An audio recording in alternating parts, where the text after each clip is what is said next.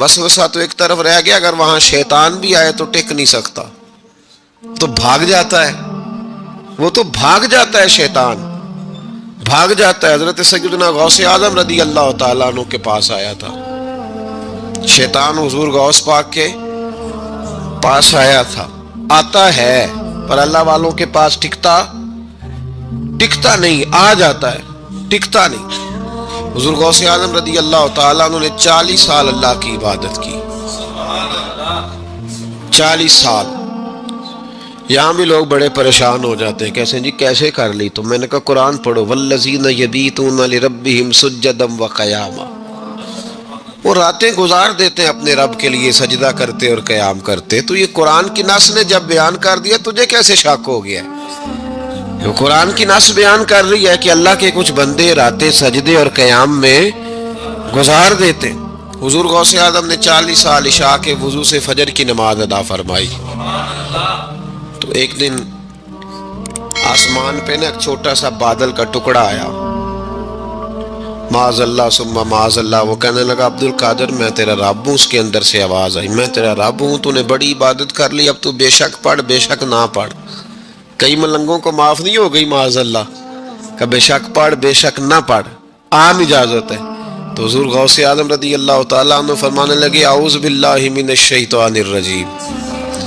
جب آپ نے یہ پڑھا تو وہ سامنے آ کے کھڑا ہو گیا، کہنے لگا عبد القادر آپ کو کیسے پتہ چلا کہ میں شیطان ہوں؟ تو آپ فرمانے لگے پاگل، مجھے کیسے پتہ نہ چلتا؟ جس رب نے اپنے پیارے حبیب علیہ السلام کو نماز معاف نہیں کی، اس نے عبد القادر کو کیسے معاف کر دی؟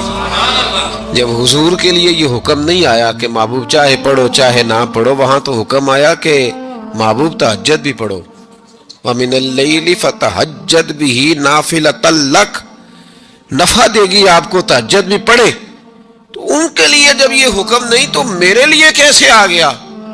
اب شیطان تھا نا، تو اس نے پھر ایک اور چال چلی، یہ باز نہیں آتا، ہم باز آ جاتے ہیں کئی دفعہ، اس کے پیچھے پیچھے چلنے لگ جاتے ہیں، لڑ کے تھک جاتے ہیں، وہ نہیں تھکتا، وہ نئی سے نئی چال، نئی سے نئی چال، اس کا نیا سے نیا روپ، من الجنت والناس، جنوں میں سے بھی اور انسان، اس کے نئے سے نئے روپ ہوتے ہیں۔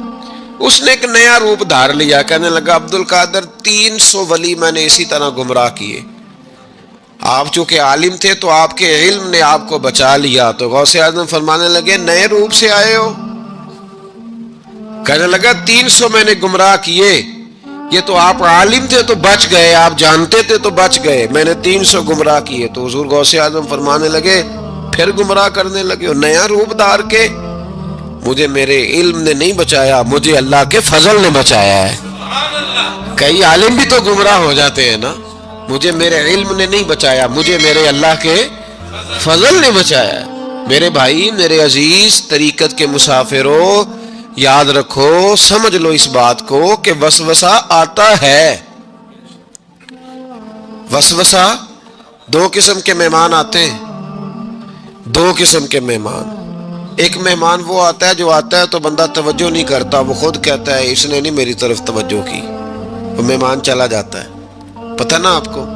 اور جس کو بندہ اٹھ کے سینے سے لگائے اور اس کے ساتھ گفتگو شروع کر دے، وہ مہمان جاتا ہے تو بیٹھا رہتا ہے، وہ تو نہیں جاتا۔ تو وسوسہ آتا ہے، جو تو توجہ نہ کرے اس کا چلا جاتا ہے، اور جو سینے سے لگا لے، سوچنے لگ جائے، غور کرنے لگ جائے، اس کا وسوسہ بیٹھ جاتا ہے، اسی کے پاس رہتا ہے، دوستانہ کر لیتا ہے، کئی دفعہ تو بالکل مکان ہی ساتھ بنا لیتا ہے، ہر وقت کوئی نہ کوئی بات کان میں، ہر وقت کوئی نہ کوئی بات کان میں۔ کیوں وسوسہ آتا ہے؟ تجھے کیسے آ گیا؟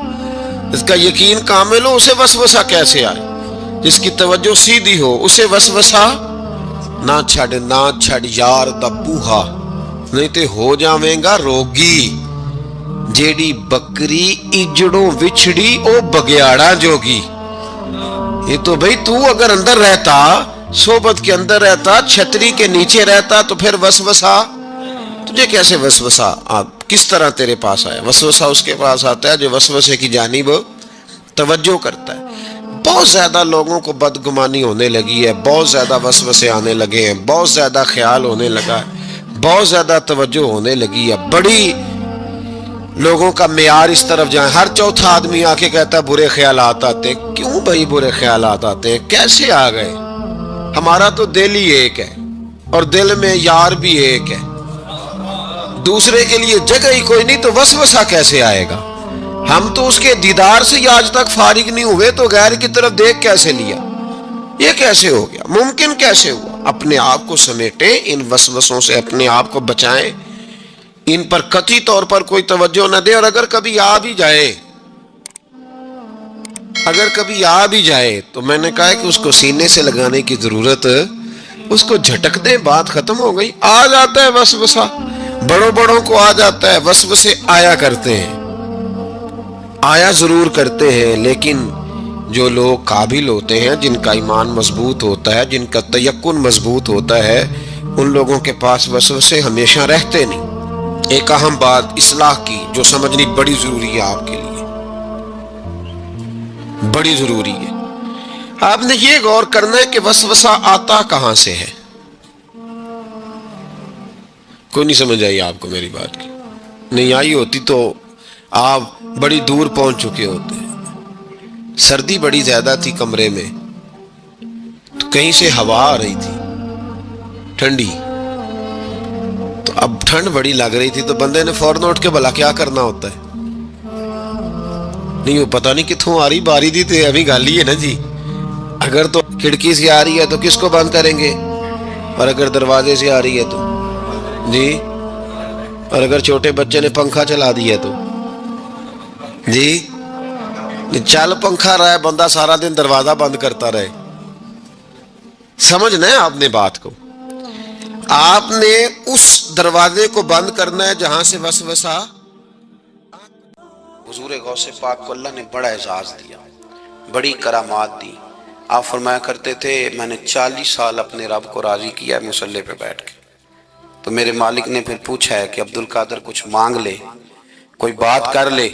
تو سیدنا غوث اعظم رضی اللہ تعالیٰ عنہ فرماتے ہیں کہ میں نے پھر اپنے رب کریم کی بارگاہ میں عرض کیا مالک جو قیامت تک مجھ سے محبت کرے فضل کرنا اسے بغیر توبہ کے موت نہ دینا. تو میرے رب نے میری اس دعا کو شرف قبولیت عطا فرمایا کہ جو مجھ سے پیار کرے گا، میرا نام لے گا، وہ بغیر توبہ کے نہیں مرے گا. جنات بھی آپ کی بارگاہ میں حاضر ہوتے. آپ کو شیخ بحر و بر کہا جاتا ہے. جب آپ نے منبر پر بیٹھ کر یہ اعلان فرمایا نا کہ میرا یہ قدم ہر ولی کی گردن پر ہے، تو خراسان کے جنگلوں میں معین الملت والدین عطائے رسول ہند الولی خواجہ معین الدین اجمیری موجود تھے. تو وہاں اعلان کرنے لگے، کہنے لگے غوث پاک صرف گردن پہ کیوں، آپ میری آنکھوں پہ بھی قدم رکھیں، میرے سر پہ بھی قدم رکھیں. اللہ نے ان اولیاء کو بڑا اعزاز دیا، انہیں اللہ نے بڑی شان دی. اپنی نسبت اللہ کے بندوں سے مضبوط رکھیں. ضروری نہیں کہ آپ کسی جگہ مرید ہی ہوں گے تو آپ کی نسبت مضبوط ہوگی. آپ خواجہ معین الدین سے پیار کریں، آپ حضرت بہاؤالحق نقشبند بخاری سے پیار کریں، داتا علی اجویری سے پیار کریں، آپ غوث پاک جیلانی سے، آپ اللہ کے نیک بندوں سے محبت کریں، ان کا تذکرہ سنیں. اب تو پوری مہم چلی ہوئی ہے اللہ کے بندوں کے خلاف. لوگوں نے ایسا وار چلایا کہ بس جی کچھ بھی نہیں جی، آپ چھوڑیں، آپ ڈائریکٹ کتاب و سنت کو پڑھیں. کوئی بھی نہیں جی، کوئی ولی نہیں. تو پھر وہ جو اتنی آیتیں، وہ حدیثیں، وہ سارا کچھ، اس کا مطلب ہے امت میں ولی ہوتے ہی نہیں. تو الا ان اولیاء اللہ لا خوف علیہم ولا هم یحزنون کا کیا معنی ہے؟ اس کا کیا مطلب؟ آپ نے تو ملیا میٹ کر دیا سارا. پوری مہم چلی اللہ کے بندوں سے پیار کریں. اور میرے نبی پاک صلی اللہ علیہ وسلم نے فرمایا جو جس سے پیار کرے گا قیامت کے دن اسی کے ساتھ اٹھایا جائے گا. اور حضرت ابو ذر غفاری نے عرض کیا تھا یا رسول اللہ اگر وہ ان جیسے عمل نہ بھی کرے تو فرمایا اللہ بڑا کریم ہے، ایمان کی سلامتی سے جائے اللہ ان کے ساتھ ہی کھڑا فرما دے گا. سیدنا غوث اعظم کی کرامات اتنی متواتر کے ساتھ ہیں کہ ملا علی قاری فرماتے اتنی تو کرامتیں سنی نہیں اتنی غوث پاک کو اللہ نے عطا فرمائی. رب کریم نے انہیں درجہ دیا، وقار دیا، ان کی دعاؤں کو قبولیت دی. اللہ نے انہیں اعزاز کے ساتھ نوازا، اللہ نے ان پر فضل فرمایا. ایک تاجر تھا تو ملک شام جاتا تھا اکثر تجارت کرنے کے لیے، مال کما کے لاتا، غریبوں کی بھی مدد کرتا، مدارس کی، مساجد کی، سب جگہ جہاں دین کی ضرورت ہوتی پہنچتا. ایک بغداد میں اور درویش بھی گزرے جن کا نام شیخ حماد ہے، وہ بھی بڑے درویش تھے. وہ تاجر شیخ حماد کے پاس گیا، کہنے لگا میرے لیے دعا کر دے، میں جا رہا ہوں سفر کے لیے، تو انہوں نے کہا میں صبح بتاؤں گا۔ استخارہ کیا، صبح کہنے لگے نہ جانا، تیرا مال بھی لٹ جائے گا اور تو قتل بھی ہو جائے گا۔ وہ بڑا پریشان ہوا، حضور غوث پاک کے پاس گیا، کہنے لگا حضور وہاں بھی میں نے کہلا بھیج دیا ہے، سامان میرا پڑا ہے، جاؤں گا نہیں، پیمنٹ نہیں کروں گا، ملے گا نہیں تو خسارہ ہو جائے گا، مہربانی فرمائے۔ غوث پاک نے مراقبہ کیا اور میں تو جا، اللہ خیر کرے گا، تو جا، اللہ خیر کرے گا۔ مرید کا عمل کے یقین، پیر کا عمل کے یقین، چلے آپ فیصلہ کر لیں تو میں آگے بڑھتا ہوں۔ حضرت غوث اعظم رضی اللہ تعالیٰ عنہ نے مرید سے کہا تو جا اور اللہ خیر کرے گا۔ وہ گیا، کہتے میں نے پیمنٹ کی، مال لیا، واپس آیا، گھوڑوں کا سفر تھا، رستے میں رات کو ایک جگہ سویا، خواب دیکھتا ہوں، خواب میں ڈاکو آ گئے، انہوں نے پہلے مال لوٹا، پھر مجھے قتل کیا، اور جب میرے گردن پر انہوں نے خنجر چلائی، خواب دیکھ رہا تو میری فٹافٹ آنکھ کھل گئی، اور جب میری آنکھ کھلی تو میں اسی وقت ہی رخت سفر باندھا، سر پٹ گھوڑے دڑائے، کچھ رات کو کچھ دن کو، سویرے بغداد پہنچ گیا۔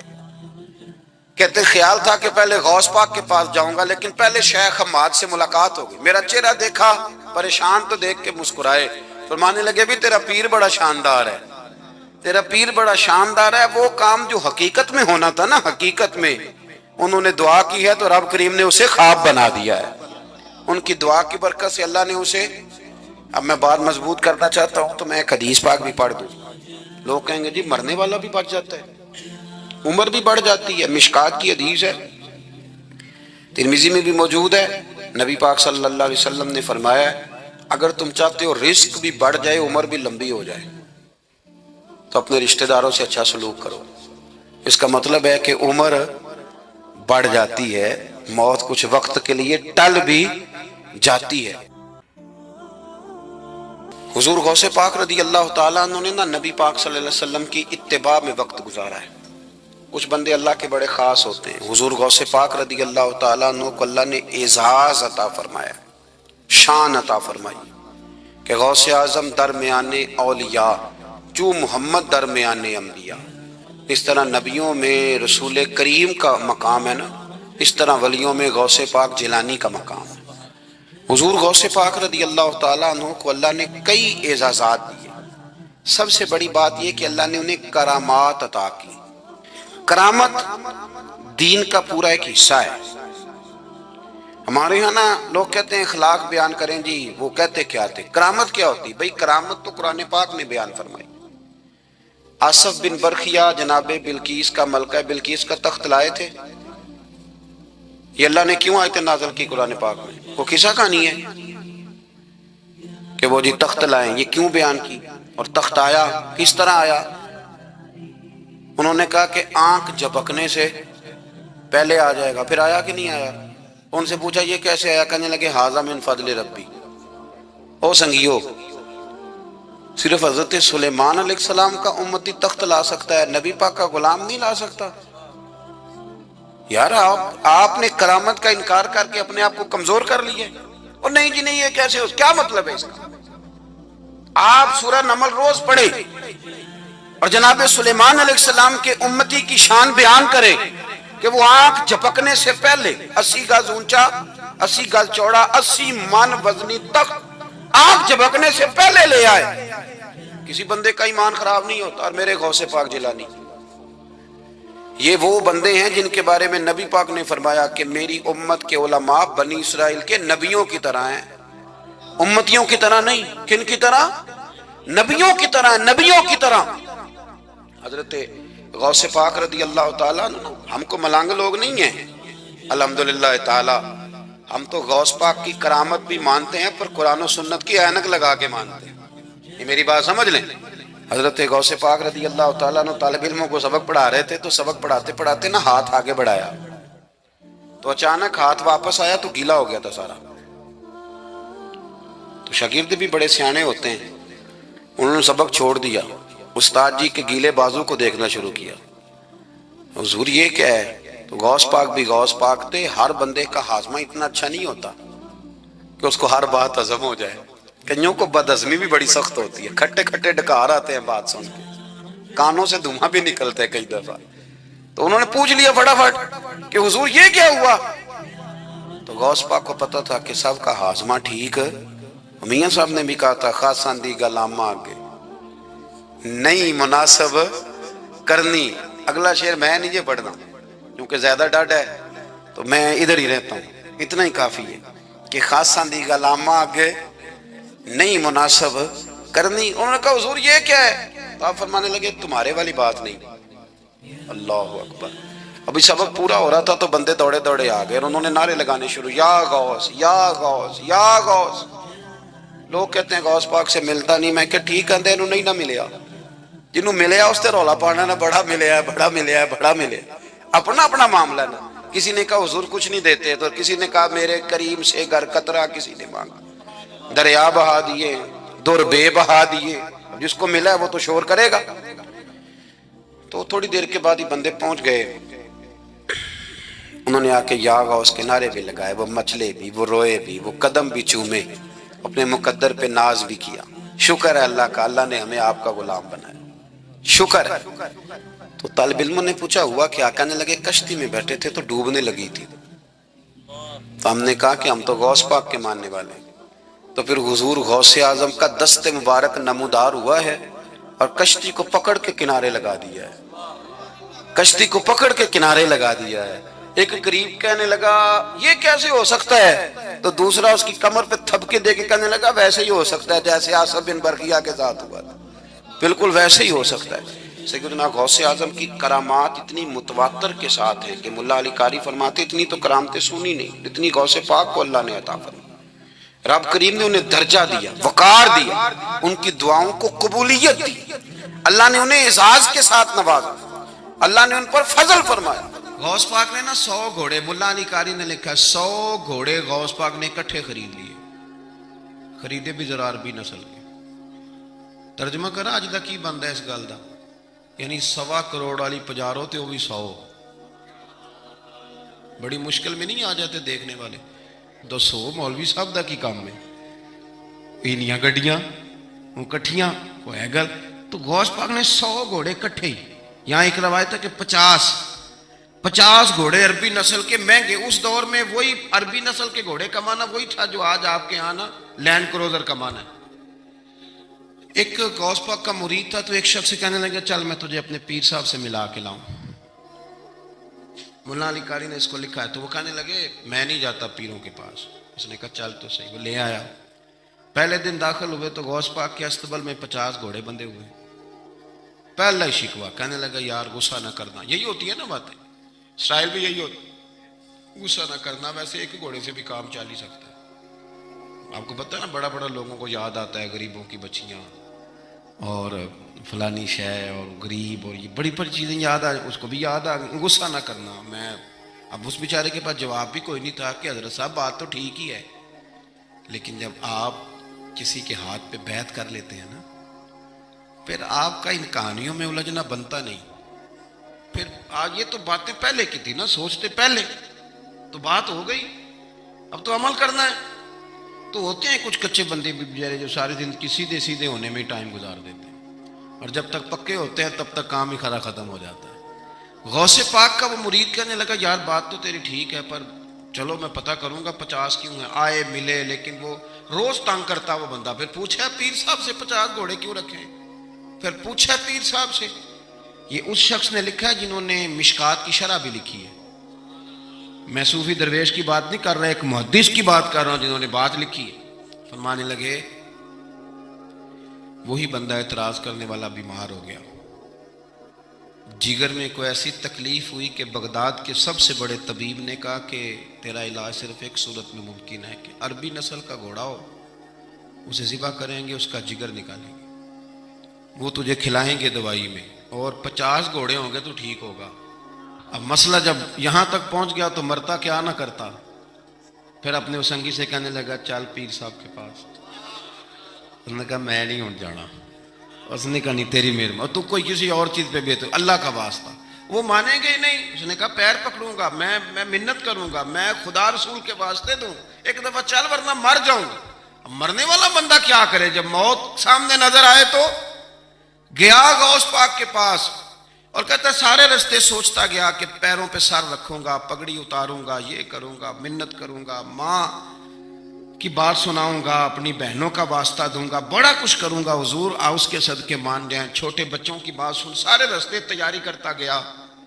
لیکن جب غوث پاک جیلانی کی ڈیوڑی میں قدم رکھا تو شیخ عبد القادر جیلانی دیکھ کے مسکرائے، فرمانے لگے او یار تجھے بڑا شکوہ تھا میرے گھوڑوں پہ، اصل میں نا تو ایک دن میری گلی سے گزر رہا تھا، میں نے تیرے ماتھے پہ نظر ڈالی تو سمجھ آ گئی تو بیمار ہو جائے گا، اور تیرا علاج بھی 50 گھوڑوں سے ہوگا، میں نے 50 کیا کرنے تھے، میں نے تو تیرے لیے منگا کے رکھے ہوئے ہیں. کچھ تو مجبوریاں رہی ہوں گی، یوں ہی کوئی بے وفا نہیں ہوتا. او خدا کے بندے تیرے لیے رکھے ہیں، فرمایا چارہ ڈالنے کی بھی ضرورت نہیں، وہ میرے مرید ہی ڈالیں گے، تو روز آیا کر، ایک لے جایا کر، اپنا علاج کرا. کرنے لگا حضور مرید کر لیں، فرمانے لگے جو اتنے امتحان لے کے بیعت کرے اسے نہیں کیا کرتے، تو مرید ہی ہے، تو لے جا کھا. اور اپنا آج تک لوگوں کو بدگمانیاں ہوتی ہیں، اور جو عمل کرنے والے تھے، اللہ والوں کی بات ماننے والے تھے، وہ بات مان کے درجات بھی لے گئے، اور جو کہانیوں میں تھے وہ بیچارے آج تک کہانیوں میں ہیں. ابھی تک ان کا الجبرا اور ہندسہ کا رزلٹ کوئی نہیں آیا، ابھی تک یہاں کہانیاں. ان بزرگوں کی تعلیمات پر عمل کریں. غوث پاک رضی اللہ تعالیٰ عنہ کی ساری زندگی پڑھو گے تو جو چیز سب سے زیادہ نظر آئے گی وہ اللہ کے بندوں کا پیار ہے. غریب سے، مجبور سے، گناہگار سے. گناہگار کے ساتھ آپ کا پیار یہ ہے کہ آپ اسے نیکی کی طرف مائل کر دیں. گناہ انسان کو کھا جاتا ہے، گھن کی طرح چاٹ جاتا ہے. اگر آپ اس کی اصلاح کر دیں گے تو آپ نے اس کے ساتھ بہت زیادہ نیکی کر دی. تو یہ ساری تربیت حضور غوث پاک فرمایا کرتے تھے. اللہ تعالی ہمیں ان کے فیض سے فیض یاب فرمائے. کہو تو راز حیات کہہ دوں، حقیقت کائنات کہہ دوں، وہ بات کہہ دوں جو پتھروں کے دلوں کو بھی پاش پاش کر دے، صداقت بے حجاب کر دے، حقیقت آشکار کر دے. ہر ایک ذرہ یہ کہہ رہا ہے اور مجھے آفتاب کر دے. ابن الجوزی اس زمانے کے بزرگ ہوئے تو وہ پڑھایا کرتے تھے، فقہ کے اسباق وہ پڑھاتے تھے. غوث اعظم کا ایک مرید ان کے پاس پڑھنے جاتا تھا تو اکثر نہ وہ کہتے یار تیرے پیر کو آتا جاتا تو کچھ نہیں، تو رش تو بڑا ہوتا ہے. وہ کہہ دیتے نا لوگ، اب کیا کہا جا سکتا ہے، کوئی حرج نہیں، تو اس میں کوئی ایسی بات کہہ دیتے ہیں لوگ. کہا آتا جاتا تو کچھ نہیں، تو رش بڑا ہوتا ہے. تو وہ شاگرد تھا چونکہ استاد جی کو کیا کہ چپ کر جاتا. دوسرے دن پھر کہا یار تیرے پیر کو آتا جاتا تو کچھ نہیں، دنیا بڑھ جاتی. وہ 3-4 دن گزرے تو شاگرد تنگ آ گیا، کہنے لگا استاد جی آپ اس طرح کریں، میرے ساتھ نہ الجھے، میرے ساتھ ہی چلے، چل کے دیکھ لے وہاں ہوتا کیا ہے. کوئی آدمی چھوٹا اس وقت نظر آتا ہے جب اسے دور سے دیکھا جائے یا غرور سے دیکھا جائے. تو کہتے نہیں میں خود اتنا بڑا علامہ ہوں، میں کیوں جاؤں کہیں، میں نہیں جاتا. کہتے ہیں وہ پھر ایک دن کہنے لگے تو میں نے کہا استاد جی یہاں چلے یا بات نہ کریں. کہنے لگے چل پھر چلتے. تو ابن الجوزی چلے. بڑا مشکل ہوتا ہے، انا کے بڑے بت ہوتے ہیں، یہ توڑنے بڑے مشکل ہوتے ہیں. جب آئے نا محفل میں تو اوپر چادر اوڑھ کے آئے، چہرہ چھپا کے آئے، کوئی دیکھے نہ کہ مولوی صاحب بھی کہیں جا رہے ہیں. ہاں میں نے دیکھا ہے ساری زندگی چودھری صاحب کی، سیٹھ صاحب کی، علامہ صاحب کی، پڑھے لکھے آدمی کی اصلاح نہیں ہو پاتی. کیوں کسی کے سامنے جا کے عاجزی سے بیٹھ نہیں سکتا، وہ کہیں سے اپنے حصے کا فیض لے نہیں پاتا. بہت بڑا ہوتا ہے نا تو بیچارہ رہ جاتا ہے. اس اقبال نے کہا تھا اگرچہ بت ہے جماعت کی آستین پر مجھے حکم اذاں لا الہ الا اللہ. نہیں بیچارے رہ جاتے ہیں. تو آ گئے، وہ شاگرد بھی ساتھ تھا. اب حضرت غوث اعظم کی محفل میں بیٹھے. غوث اعظم کی محفل میں تقریر کا یہ انداز ہوتا تھا کہ وہ ایک قاری صاحب جو مرضی آیت پڑھ دیتے تو غوث اعظم تشریح کرنی شروع کر دیتے. تو قاری صاحب نے تلاوت کی تو غوث اعظم آیتوں کی تفسیر بیان کرنے لگے. آیت کی تفسیر بیان کی تو شاگرد نے، استاد جی چھپے ہوئے تھے تو ان کی طرف دیکھا تو کہنے لگے یہ تو مجھے بھی آتی ہے. دوسری تفسیر بیان کی تو کہنے لگے یہ بھی مجھے آتی ہے. تیسری کی تو میں نے کہا یہ بھی. 11 تفسیریں کی تو میں نے کہا آتی ہے. جب 12ویں آئی نا تو میری آنکھیں کھل گئی. 13ویں آئی تو بس پھر نظر اٹھ گئی. 14ویں آئی تو شاگرد کہنے لگا استاد جی اس کے بارے میں نے کہا چپ کر، بیچ میں بولنا، سننے دے حضرت کیا فرماتے ہیں. اسے چپ کرا دیا. کہتے ہیں 40 تفسیریں حضرت نے بیان کی. پھر وہ سر سے دوپٹہ اور وہ کپڑا کب سرکا سمجھ نہیں آئی، کب میرا چہرہ خود بخود کھل گیا کوئی سمجھ نہ آئی، اتر گیا سارا کچھ. فرماتے 40 تفسیریں ایک آیت کی بیان کر کے غوث پاک کہنے لگے بس سننا، میرا جملہ سننا. فرمانے لگے بس بھائی اب کال ختم، اب حال کی طرف آتے ہیں. اب کال ختم، ظاہری باتیں ختم، اب آؤ حال کی طرف. تو ابن الجوزی کہتے ہیں میں سنجیدہ آدمی تھا، پر اللہ اکبر کہا تو میرا کرتا پھٹ گیا، پگڑی گر گئی. میں غوث اعظم کے قدموں میں لگا، میں نے کہا بابا آج اتنا ہی، آگے نہیں جانا ورنہ کلیجہ پھٹ جائے گا، آگے نہیں جانا ورنہ بکھر جائے گی ہر چیز. کہو تو راز حیات کہہ دوں، حقیقت کائنات کہہ دوں، وہ بات کہہ دوں جو پتھروں کے دلوں کو بھی پاش پاش کر دے، صداقت بے حجاب کر دے، حقیقت آشکار کر دے. ہر ایک ذرہ یہ کہہ رہا ہے اور مجھے آفتاب کر دے. کہوں آگے بات